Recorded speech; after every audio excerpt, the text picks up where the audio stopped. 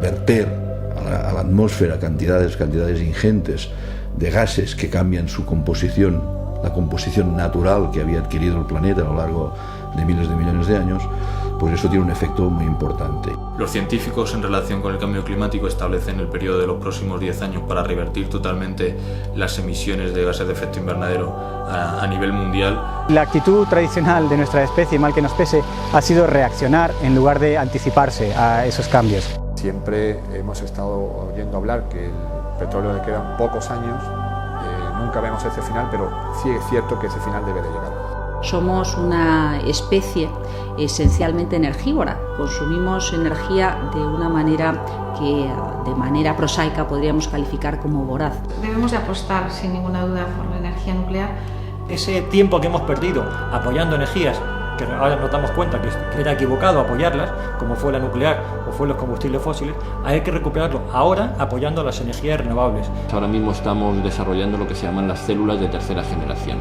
La eólica tiene un éxito tremendo porque está casi rentable ahora. La irrupción del hidrógeno como vector energético hará posible el sueño de tener un mundo sostenible de combustibles no contaminantes.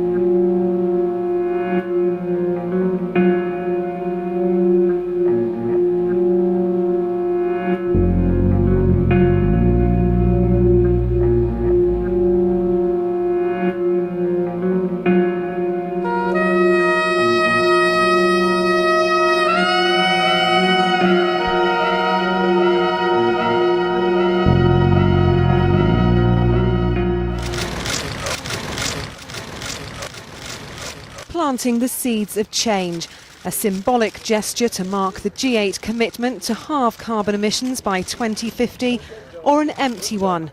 Will these world leaders really get their hands dirty tackling the problem of the world's climate? That's why these environmental activists protesting in Japan say the G8's so-called global vision isn't nearly enough. The promises of the world leaders, they say, just a load of hot air. Clearly the G8 are the main emitters per head in the world, and we need them to act now to tackle climate change. When they meet the G5, we need them to lead the way and produce strong policy to tackle climate change. Major polluters like China will have to agree for any targets to succeed, and that could take time. Time environmentalists say we simply don't have.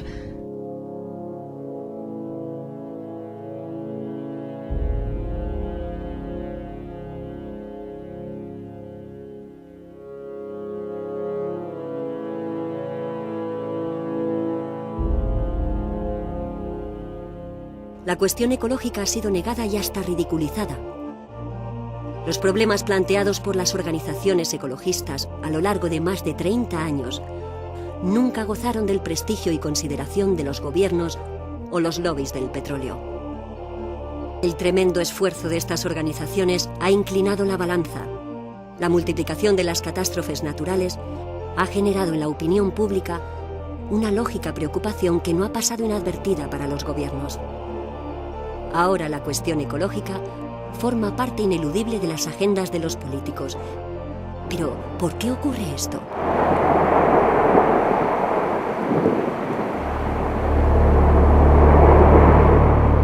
Greenpeace sigue muy de cerca el comportamiento de la clase política y en particular de los gobiernos. Y por supuesto ni nos dejamos engañar, ni hay que dejarse engañar por las declaraciones políticas que, bueno, suenan muy bien en un momento dado, pero no es lo que hace cambiar el sistema que necesitamos. Es decir, la forma de valorar si un gobierno realmente va en serio y se ha comprometido es cuando se negocian y se discuten acuerdos concretos, compromisos concretos. Y para esto hay un marco internacional ya establecido, que es el que establece el Protocolo de Kioto. La sociedad está bastante concienciada y los políticos van un poco detrás, sensibles a esa preocupación que detectan en la sociedad. Actualmente hay más herramientas y mejor conocimiento del alcance de este problema, de sus dimensiones globales, y por lo tanto se puede estar un poco más próximo de lo que se estaba hace 3 o 4 años para plantear medidas eficaces para adaptarnos a este cambio climático. Esto podría explicar un poco la razón de que paulatinamente se escucha con más atención en los medios noticias relacionadas con el cambio climático y que van demandando más atención en nuestros políticos. Esto se ha manifestado con mayor claridad en el ámbito del cambio climático, porque es una cuestión evidente, ¿no?, de que el verter a la atmósfera cantidades ingentes de gases que cambian su composición, la composición natural que había adquirido el planeta a lo largo de miles de millones de años, pues eso tiene un efecto muy importante. Y de ahí que haya entrado en el ámbito político la necesidad de tener unos criterios más allá del criterio puramente económico, materialista, del crecimiento económico, y pensar que toda esa actividad realmente la estamos haciendo dentro de un medio natural que tiene pues sus limitaciones y que hay que tenerlas en cuenta, ¿no? Yo creo que fundamentalmente este es el cambio. El cambio climático es una amenaza, pero a pesar de la evidencia, algunos expertos cuestionan nuestra capacidad de anticipación al problema.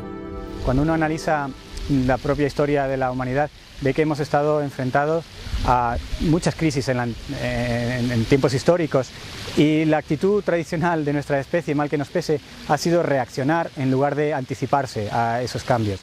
El que España sea capaz de conocer con anticipación suficiente cuáles son los efectos más importantes que a nivel local puede tener el cambio climático, le permitirá identificar las amenazas y las medidas más adecuadas para adaptarnos preventivamente a un cambio climático que incluso en el escenario más optimista va a convivir con nosotros en los próximos años. España es uno de los peores alumnos de la clase en el tema de las emisiones de CO2. Ello se debe fundamentalmente a un momento histórico en que la economía española ha estado basada en la construcción, el transporte por carretera y el turismo. Todas ellas actividades muy consumidoras de energía. España, previamente al cumplimiento del Protocolo de Kioto, estableció en el Plan Nacional de Asignaciones no un límite del 15%, sino del 37%. Bueno, pues estamos pasados, ¿eh? A día de hoy, recientemente se han hecho públicas las cifras y estamos en un 52%. Curiosamente, los sectores económicos, industriales, que mayor volumen de gases emiten, que es el energético, es el que más se pasa de emisiones. Y solamente en generación de energía estamos pasados hasta en un 60 y tantos %. Nos duplicamos el límite que nosotros nos habíamos autoimpuesto y que ya era el doble de lo que establecía Kioto. La necesidad de luchar contra los gases de efecto invernadero ha abierto las puertas al desarrollo de un nuevo mercado. Los derechos de emisión de CO2 de las empresas, concedidos por el Gobierno y autorizados por la Unión Europea, pueden llegar a ser tan apreciados como el oro o el barril de petróleo. Creamos, por tanto, un sistema europeo de comercio de derechos de emisión que ha permitido ir introduciendo una señal de precio. Sabemos que hoy los productos que se generan en estas instalaciones no cuestan exclusivamente lo que costaban antes, sino que integran, de algún modo, el coste de emitir una tonelada de CO2 a la atmósfera. Bueno, yo creo que lo primero que se va a hacer va a ser comprar créditos al exterior, que es lo más fácil, ¿no? Y bueno, ya que nosotros generamos mucho, vamos a ver si encontramos a alguien que genere menos y le compramos sus derechos de emisión, lo cual no deja de ser una solución transitoria. Evidentemente no podemos pretender vivir siempre así y deberíamos de encontrar la fórmula de evolucionar, de descarbonificar nuestra economía. Es un hecho comprobado que a nivel global el carbono está siendo excluido paulatinamente de la economía. En los 2 últimos siglos, combustibles ricos en carbono, como el carbón, están siendo sustituidos por combustibles con menos carbono, como el gas natural o el petróleo. Esta tendencia a la descarbonificación está reforzada por un rendimiento notable en la conversión, distribución y utilización de la energía. La mejora de la eficiencia es una medida vital para conseguir un sistema energético que prescinda del carbono. La palabra clave es eficiencia energética. Siempre hablamos de lo mismo. Solo hay una solución y es el ahorro y la eficiencia energética. Tenemos un problema efectivamente de disponibilidad de recursos. Ese problema de disponibilidad de recursos se agrava mucho más en el escenario europeo y se multiplica notablemente en el entorno nacional, en España. No limitamos nuestros consumos a lo que necesitamos en sentido estricto, sino que somos capaces de seguir creciendo en nuestro consumo energético muy por encima de lo que sería razonable en términos de bienestar relativo. Aunque poco a poco la ciudadanía va siendo más consciente del uso eficiente de la energía, aún nos quedan muchas cosas por hacer, pues desde cosas simples que oímos todos los días, de utilizar bombillas de bajo consumo, utilizar el transporte público, etcétera, etcétera, a cuestiones como modificar nuestros procedimientos industriales para que sean más eficientes desde el punto de vista energético. ¿Somos conscientes del valor de la energía? Los datos son contundentes. Convertir el carbón en la energía que luego iluminará nuestras casas tiene un rendimiento de poco más de un 3%. La mayor parte de esa energía se pierde. Por ejemplo, cerca del 5% de la energía doméstica se desperdicia a causa de los circuitos de espera de los electrodomésticos, lo que equivale al funcionamiento con toda su potencia de 12 centrales de 1000 megavatios. Todos estos dispositivos que tenemos, los teléfonos, los ordenadores, los impresores, etc., tienen esta cajita en el cable donde enchufamos, que es un transformador. Y eso sigue chupando energía todos los días, aunque no estás cargando tu teléfono ni usando tu impresora. Eso es una subida de energía muy importante. Hoy la energía no es cara. No somos conscientes del coste real de la energía y estamos haciendo un totum revolutum entre todas las energías, confundiendo realmente el valor intrínseco que cada una de ellas tiene. Sería un ejercicio muy importante identificar una a una cada una de esas fuentes de energías primarias para establecer su coste real al final fuera de impuestos y relacionarla con sus emisiones y su aplicación. El desperdicio energético para la economía mundial supera el billón de euros anuales. No obstante, la actual crisis económica podría ayudar a cumplir los compromisos adquiridos por España en el Protocolo de Kioto. La paradoja que se puede dar es que esta crisis económica puede forzar a un ahorro, a un replantearse las necesidades energéticas de cada individuo, de cada colectivo, de cada industria, de cada sector. Y esto es, yo creo, una reflexión muy saludable desde el punto de vista del ambiente. El cambio climático es un proceso a medio bastante largo plazo. Estamos hablando de efectos a 100, 200 años, siglos, ¿no? Que no hay que olvidar, evidentemente, y que hay que ser muy conscientes de ellos, ¿no? Pero yo creo que antes nos tenemos que enfrentar al problema de la crisis energética. O sea, yo creo que antes, mucho antes, las próximas década o poco menos que eso, el primer gran problema que nos tenemos que enfrentar es al pico del petróleo. Mientras las reservas mundiales de crudo decrecen, en España el consumo de energía primaria sigue dependiendo del petróleo, por lo que para muchos su desaparición representa una seria amenaza. Hay que tener en cuenta que del petróleo no solamente se obtienen los combustibles que estamos utilizando actualmente para producir energía. Del petróleo se obtiene prácticamente todos los materiales que nos rodean, desde plásticos hasta barnices, algunos tipos de abonos. Se utiliza tal cantidad de productos provenientes del petróleo que si desaparece el petróleo totalmente, no solamente desaparece una fuente de energía, desaparece una fuente de materiales. Hoy encontrar el petróleo es un ejercicio cada vez más complejo. Estamos explorando en aguas profundas, en entornos difíciles desde el punto de vista medioambiental, en entornos complejos también desde el punto de vista geológico. Y no olvidemos que es un recurso finito, es decir, siempre hemos estado oyendo hablar que el petróleo le quedan pocos años, nunca vemos ese final, pero sí es cierto que ese final debe de llegar. no vamos a usar todo el petróleo enseguida, pero parece, si miras esas curvas, yo creo que vamos a poder producir la mitad que estamos produciendo ahora mismo. Yo diría 2050 o 60.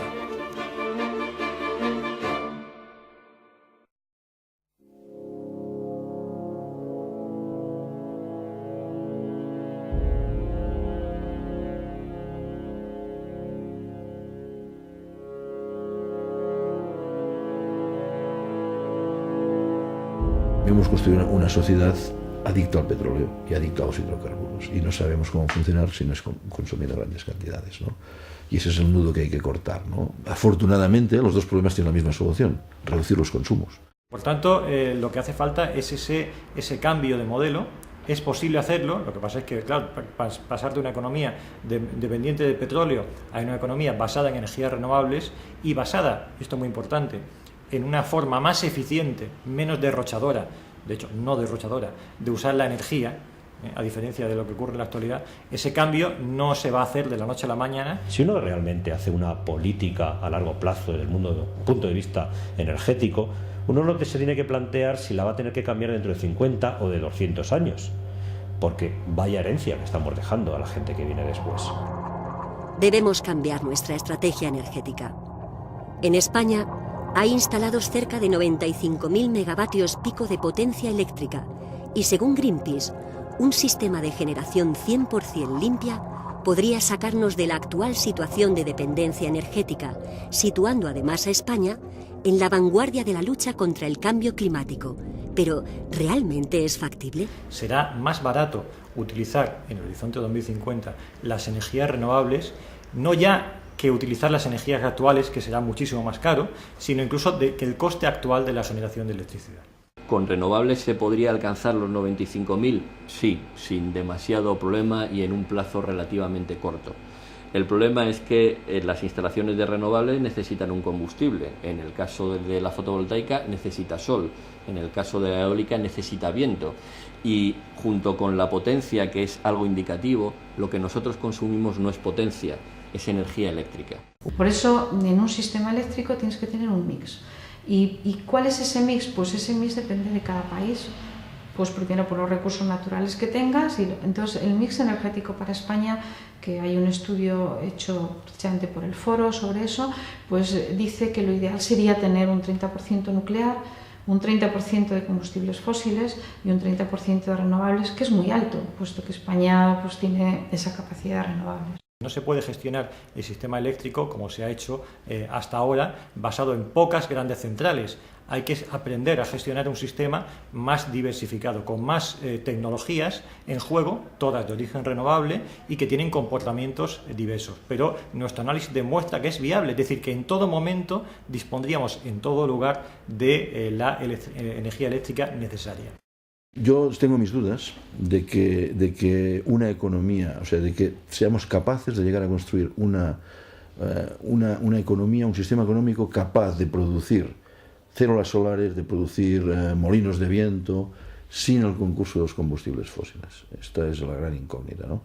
Es muy importante cuando hablamos de energías limpias medir exactamente ese factor de limpieza de cada una de esas energías.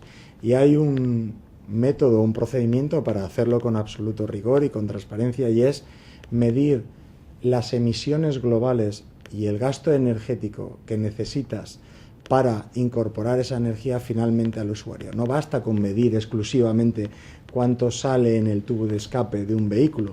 Tenemos que remontarnos aguas arriba. Es un análisis completo del ciclo de vida de esa energía. Y creo que en los últimos años no se ha hecho con el suficiente rigor. Podemos encontrarnos con situaciones excepcionales que contemplan el uso de un combustible biorenovable como puede ser el etanol, que sin la adecuada trazabilidad ha podido terminar emitiendo más CO2 en su ciclo completo que la gasolina en un motor convencional. Los biocombustibles son combustibles obtenidos de restos orgánicos procedentes de la madera, el trigo, el azúcar, el maíz. Ahora bien, la explotación de tierras de cultivo en un mundo con más de 900 millones de personas que pasan hambre genera serias dudas sobre su viabilidad. Yo los biocombustibles desde los comienzos, y creo que gente que, digamos, que hace los análisis serios siempre han dicho que eso no tiene ni pies ni cabeza. No tiene ni pies ni cabeza porque los biocombustibles tienen una ganancia energética muy baja. Es decir, si uno hace un análisis del ciclo completo, es decir, que hay que sembrar, hay que cosechar, hay que regar, luego hay que refinar, y lo que hace una serie de procesos, si uno calcula la energía que se gasta de hacer todos estos procesos y luego la que sale, la diferencia es mínima, es de 1 a 1,3. O sea, es mínimo, es decir, que para sacar 1,3 pues hay que poner 1, con lo cual quiere decir que de ese 1,3 que sacas, 1 lo tienes que volver a meter para volver a generar otro 1,3, ¿no? Tanto, digamos, que el rendimiento energético es muy bajo. Si a esto le añadimos, además, que la cantidad de tierra fértil que tenemos es la que es, que la población mundial está aumentando y que todos para vivir tienen que comer, pues claro, hacer un cambio de alimentos por energía significa en el fondo cambiar vidas por kilómetros, no significa otra cosa. En este contexto de cambio climático y crisis energética, se plantea de nuevo retomar la energía nuclear para resolver los problemas de suministro. Sin embargo, los desmantelamientos de las centrales nucleares y los accidentes siguen contribuyendo a generar desconfianza en la opinión pública. Para que la energía nuclear pueda jugar un papel, tiene que resolver 4 problemas fundamentales. Un problema de coste, que bueno, es un problema de coste relativo a otras opciones. Un problema de seguridad, que las centrales no son suficientemente seguras. Un problema de residuos, fundamental. Y un problema de proliferación nuclear armamentística. Y no hay que olvidar también que la energía nuclear en estos momentos solo nos da a nivel mundial aproximadamente el 6 o el 7% de toda la energía primaria que se consume en el mundo. Las fuentes de energía convencionales o fósiles, como gas, petróleo, están muy concentradas en ciertos países y en ciertas zonas geográficas que no se caracterizan precisamente por su estabilidad y que crean cierta dependencia de los países occidentales. La disponibilidad del combustible que utilizamos en las centrales nucleares está absolutamente controlado en precios porque está contratado para toda la operación de las centrales. El uranio está distribuido uniformemente en el planeta, quiere decir que no tiene la presión que tiene otros productos que están concentrados. Es totalmente inviable, porque es una fuente de energía que necesita una inversión de capital y un riesgo tal que solo los grandes estados pueden garantizar el riesgo de la inversión económica. Por eso solo donde hay esa apuesta política, solo en esos casos la inversión privada se decide a invertir en centrales nucleares. Nos supone un negocio en realidad rentable para la sociedad porque pues parece que la inversión la hacemos entre todos y luego los beneficios van solo para las compañías eléctricas, ¿no? La energía nuclear genera un legado de centenares de miles de años de residuos peligrosos, residuos radiactivos, para los cuales no existe solución. El almacenamiento de los residuos de los combustibles, no le quiero llamar residuos, de los combustibles que se sacan del reactor, no tienen ninguna problemática técnica, ni de materiales, son temperaturas bajas, no hay riesgo. Quiere decir que son instalaciones sumamente simples, solamente tienes que almacenarlo y nada más. Y ni siquiera ponerle nada porque no necesita nada, ¿no? Porque no emite, porque no necesita ningún tipo de tecnología especial. Nosotros no podemos predecir lo que le va a pasar a ese almacenamiento que se hace de los residuos nucleares, debido a que en la naturaleza todo fluye. No hay nada que se esté quieto, y ya no solamente por fallas tectónicas o temblores de tierra ni nada de este tipo, sino sencillamente, aunque un objeto se deje durante miles de años, pues aquello se va a deformar plásticamente y va a ser agredido por procedimientos de corrosión. Entonces, no existen materiales que sean absolutamente resistentes a la corrosión, y no existen materiales que sean resistentes a la deformación, sobre todo a temperaturas intermedias, pero incluso a bajas temperaturas.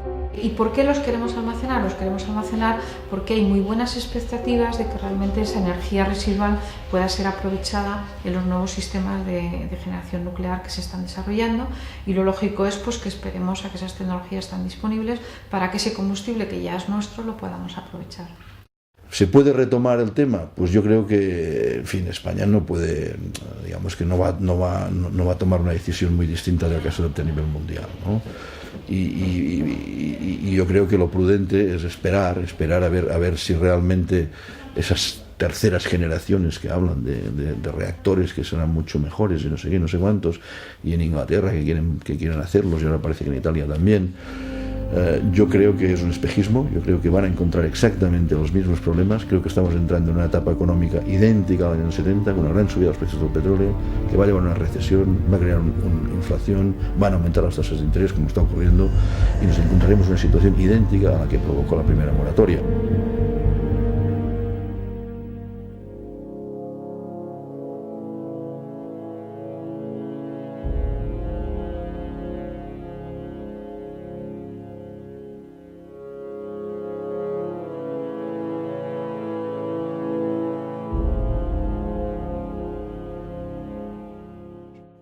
En lo que todo el mundo parece estar de acuerdo es en el importante papel que jugarán las energías renovables de ahora en adelante.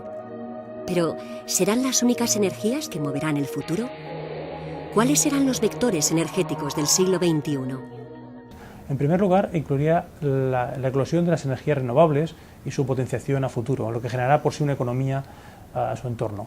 En segundo lugar, hablaría de los combustibles fósiles, su transformación y la captura del secuestro de CO2, con lo que ello puede comportar, porque aquellos países que permitan o quieran almacenar CO2 pueden percibir retribución por ello, y no son necesariamente los mismos que tienen fuentes de energía en este momento. Y por último hablaría de los vectores de transformación o de las líneas de vehicular las energías finales del futuro, redes inteligentes, pilas de combustible, vehículos eléctricos, redes de hidrógeno. Todo eso genera una economía en sí. Por tanto, alrededor de todo ello, si los políticos son hábiles, podría generarse incluso una tercera revolución industrial. Así pues, existe un vector energético desconocido para la mayor parte de la opinión pública, cuyo desarrollo tecnológico y posibilidades pueden transformar el mundo del futuro, contribuyendo a una mejora significativa del medio ambiente: el hidrógeno. La producción de hidrógeno, que muchas veces se plantea como un gran problema, es que es muy caro producir hidrógeno, realmente es la solución y la razón por la cual el hidrógeno aparece en este mundo de la energía. Realmente la producción no es un problema. La producción es precisamente la manera que tiene el hidrógeno de engranarse con el resto de las energías.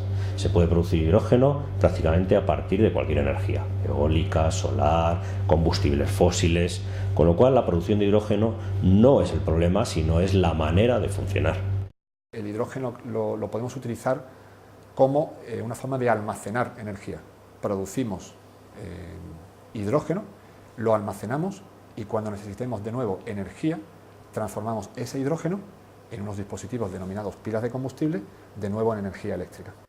Hay empresas pioneras en el desarrollo de pilas de combustible de última generación, capaces de mover desde un vehículo terrestre hasta un avión. Una propuesta tecnológica mucho más eficiente que la proporcionada por las baterías de ion litio y que aspira a liderar el sector del transporte en las próximas décadas. La industria automovilística lleva años trabajando en la adecuación de sus vehículos a vehículos eléctricos movidos por pilas de combustible e hidrógeno. Es decir, hoy en día prácticamente todos los fabricantes de automóviles tienen un prototipo o incluso flotas de vehículos movidos por hidrógeno y pilas de combustible. Un vehículo eléctrico, ahora se han conseguido avances enormes. Hay vehículos eléctricos, por lo que yo sé, que consiguen una autonomía de entre 100 y 200 kilómetros. Para algunos desarrollos urbanos de movimiento habitual durante el día son muy apropiados, pero tienen ese límite de unos poquitos kilómetros. Una pila de combustible, por ejemplo, los prototipos que existen actualmente en que el combustible es hidrógeno, que se alimenta desde un depósito a la pila, se están consiguiendo ya autonomías del orden de 500 kilómetros. Mientras que los vehículos eléctricos con batería necesitan unos tiempos muy prolongados de carga, del orden de las 10-15 horas de carga, somos nosotros con nuestros desarrollos de vehículos con hidrógeno y pilas de combustible, somos capaces de tener operativo un vehículo en 4 o 5 minutos y incluso triplicar la autonomía de funcionamiento de este vehículo. Afortunadamente, estos proyectos de demostración, estos proyectos en los que se están poniendo vehículos con pila de combustible en la calle para ver cómo funciona en el mundo real, están al mismo tiempo generando algunas infraestructuras de estaciones de servicio que distribuyen hidrógeno. Si bien hoy en día existen vehículos que están movidos por pilas de combustible con unas prestaciones iguales que cualquier vehículo convencional, quiero decir, velocidades pues en torno a 140 por hora de velocidad punta, autonomías en torno a 600, 700 kilómetros, aceleraciones muy parecidas a las actuales, pero debemos de ser conscientes que aún así tenemos que reducir ese consumo energético, o sea, olvidarnos de utilizar el vehículo para una sola persona, hacer desplazamientos que podíamos hacer en vehículos públicos, pues con nuestros vehículos particulares, etcétera, etcétera. No solamente se trata de cambiar la técnica, sino también de cambiar la forma de pensar de la ciudadanía, de la persona. Para evitar una degeneración aún mayor del clima, debemos cambiar las diferentes tecnologías energéticas, pero el auténtico reto consiste en cambiar la conciencia colectiva de una sociedad acostumbrada a consumir energía fósil sin pensar en las consecuencias. La responsabilidad de este cambio radical nos incumbe a todos.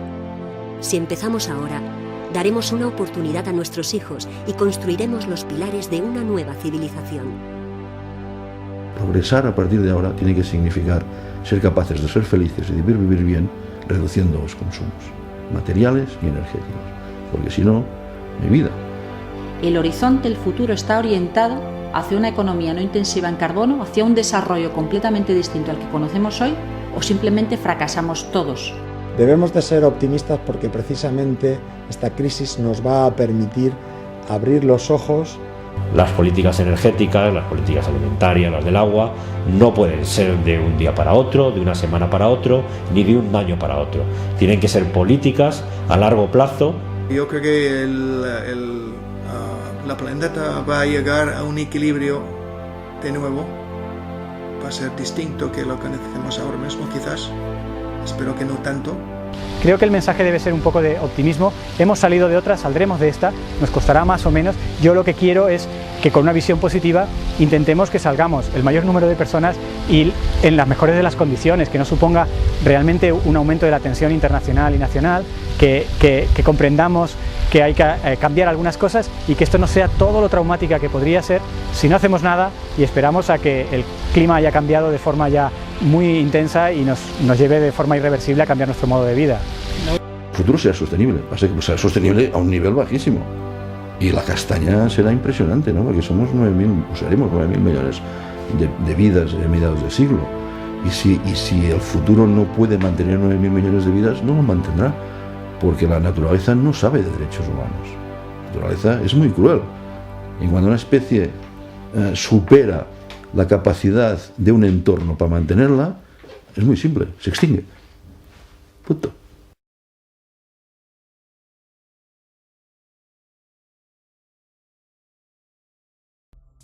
The Indians, well, they're deaf to talk of emissions cuts without being paid for it. The West paying the East to clean up its act.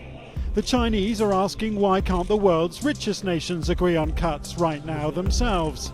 But Barack Obama is far more focused on pushing more modest goals through his own Senate than pleasing his European friends.